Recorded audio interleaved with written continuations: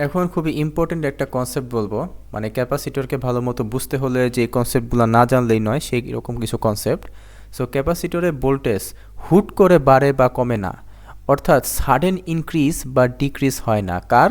সেটা হচ্ছে ক্যাপাসিটরের ভোল্টেজ। আমি কিন্তু বলিনি কারেন্ট, অনলি ভোল্টেজ। সো এখানে আসলে কী জন্য সেই ঘটনাটা ঘটে আমি প্রথমে ম্যাথমেটিক্যালি আপনাদেরকে বোঝানোর চেষ্টা করব। সো মনে আছে একটু আগে ক্যাপাসিটরের আমরা একটা ফর্মুলা শিখেছিলাম, I is equal to C dv by dt. একটা কাজ করি, আমি ভোল্টেজ ভার্সেস টাইম গ্রাফ থেকে ধরে নিলাম যে এটা হচ্ছে ভোল্টেজ আর এটা হচ্ছে টাইম। সো ক্যাপাসিটরের এই গ্রাফ থেকে আমি একটু বোঝানোর চেষ্টা করি।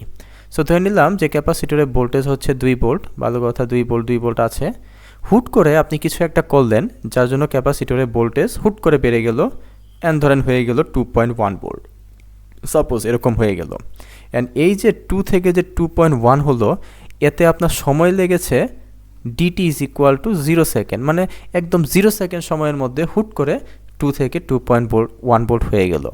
ধরেন এরকম হইল, এরকম যদি হয় তাহলে ডিভি বাই ডিটি এটা সমান সমান কত হবে? মানে এই ডিভি বাই ডিটিটা আমরা একটু বোঝার চেষ্টা করি।